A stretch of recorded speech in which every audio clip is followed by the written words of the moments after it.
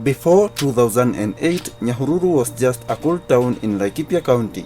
People knew it for potatoes, misty mornings, and postcards taken at Thompson Falls. CNN wasn't saying its name. The word wasn't concerned with Nyahururu or Laikipia. But that was about to change.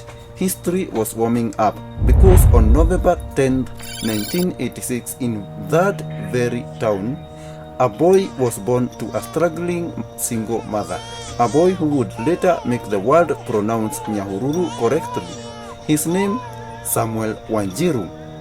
Samuel was raised by his mother, Hannah Wanjiru, after his father became absent from his life, and because it was his mother who carried the weight of raising him, Samuel took her surname, Wanjiru. In a culture where children traditionally took their father's name, that decision spoke loudly.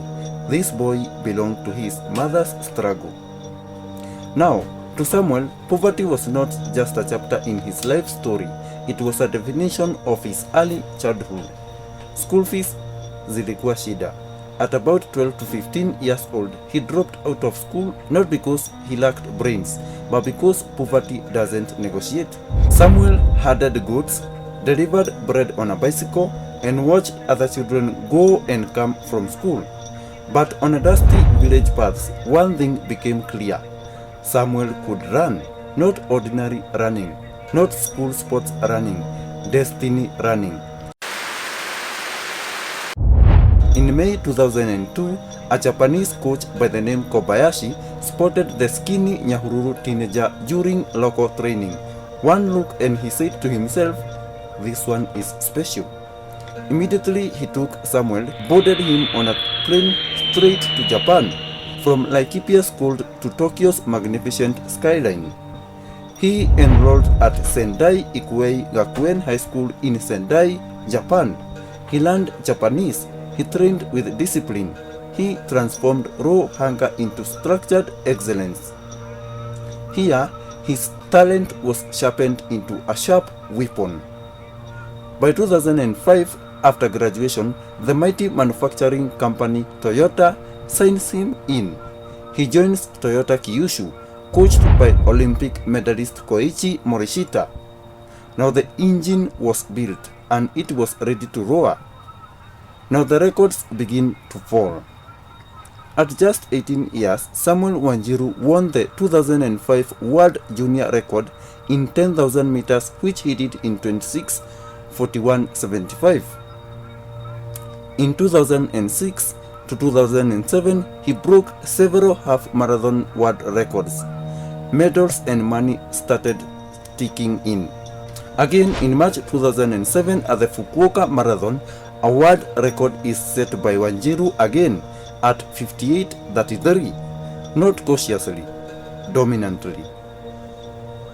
Now here is where the story takes a higher notch.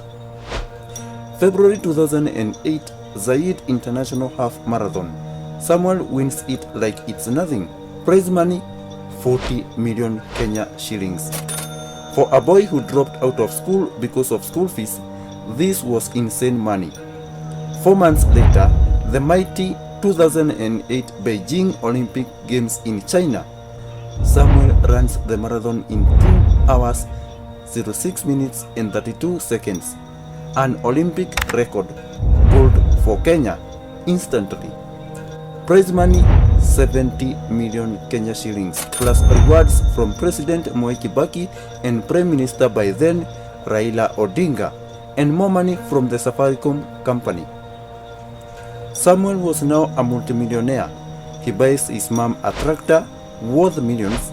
He invests in acres of land and sets up dairy farms with hybrid cows. He became the first Kenyan to win Olympic marathon gold and the youngest Olympic marathon champion in decades. Nyahururu was no longer small. Kenya had a king known by the world. CNN, BBC and other popular world media would now correctly spell his name and that of Nyahururu again and again. In years that followed, 2009 and 2010, Samuel Wanjiru is unstoppable. He wins the 2009 London Marathon and the 2009 and 2010 Chicago Marathons, 2 victories. In less than 2 years, he earns over 500 million Kenya shillings, and if we counted his prize money from 2005, he was getting close to 750 million shillings. Now here is where the story takes a shocking turn. You won't believe this. Press that subscribe button now. With the money and fame, Samuel quits running under Japanese management. He wants independence, but fame is heavy. Brands want him, politicians want him, and everyone wants a piece of Samuel. For a boy raised humble, this life comes fast and loud, and Samuel finds silence in one place: alcohol. Friends and family warn him, hii tabia itakuangusha. But Samuel shocks everyone. He drinks all night, then wins marathons the next day. Africa's most valuable athlete, our very own Messi, but a Messi without financial managers, advisors or filters. Or let's just call him Messi with a double S and Y. With the millions, Samuel invests in a pharmacy for his wife, bird nest complex in Nakuru, rental buildings leased to supermarkets, and homes in Gong and Olkalau. Then one day he walks into a showroom and buys 6 cars all at once: a Toyota RAV4, a Land Rover, a Land Cruiser, a Subaru Impreza, a Toyota Milano, and a Toyota Mark II. Because he could afford. Alikuwa na pesa. Now with everything he ever dreamed of, Samuel turns wild. He becomes a real party monster. At clubs in Nyahururu, Samuel walks in, orders doors closed. He pays for everyone's drinks. Bills hit 200,000 Kenya shillings instantly. After that, he drives home drunk, sometimes knocking over roadside vegetables, then pays double the cost just because I got the money. Nyahururu had never seen anything like him. Then the devil of love enters. That changes the course of this story. He had a wife, Teresa Njeri, his first wife, a beautician by profession, official and married as per the Kikuyu traditions. They met in Nyahururu when he had nothing, at primary school years. She bore Samuel 2 children. But success changes atmosphere. Samuel gets a side chick, Mary Wachera, a fellow long-distance runner. This one they met through athletics. Samuel's mother chose Wachera for him, but he didn't want her as an official wife. But they had a daughter together secretly, without Teresa's prior knowledge. Now tension brewed. Wife, athlete partner, mother's influence, and public pressure. There was a second side chick, Judy Wambui, who Samuel impregnated secretly again. Judy was pregnant at the time of Samuel's demise. As if that's not enough, another side chick comes in. Her name, Jane Duta, a bar attendant in Nyahururu.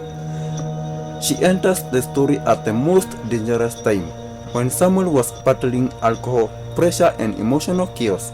Leave her at a space in your mind. Don't forget her. I am coming there now. December 2010 comes in. Breaking news. Samuel is arrested, charged with threatening to kill Teresa, his first wife, and an illegal possession of an AK-47. It's declared an attempted murder charge. The country is shocked. Love is funny. By February 2011, on Valentine's Day, Samuel and Teresa publicly reconcile on live television.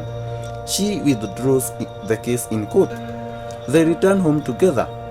But cracks don't disappear just because cameras are present.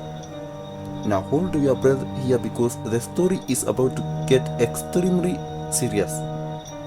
On 5th May 2011, on a Thursday night in Nyahururu, Samuel has been drinking all day long. It's now night. He made the worst mistake here. Remember the bartender, Jane Duta? Yes, that one. Samuel brought her home, straight to the bedroom. Triza, his wife, returned. She found them in the bedroom doing the unthinkable. Shock on her, rage and humiliation. A confrontation followed. Few hours later, breaking news. Samuel Wanjiru is dead. Reports said he fell from a balcony, rushed to hospital suffering from severe head trauma, and died upon reaching hospital. Police ruled it's suicide, but other statements, especially from his mother, said it was murder, but the court didn't uphold her claim. At only 24 years, just 24, Kenya loses a once-in-a-generation athlete. On 11th June 2011, Samuel Wanjiru is given a decent burial at a stadium in Nyahururu.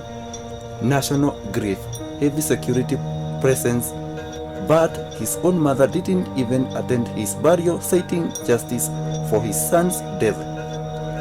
Samuel was later laid to rest at his family farm in Nyahururu. And just like that, the story of Samuel Wanjiru came to a sudden stop. So what really ended Samuel Wanjiru?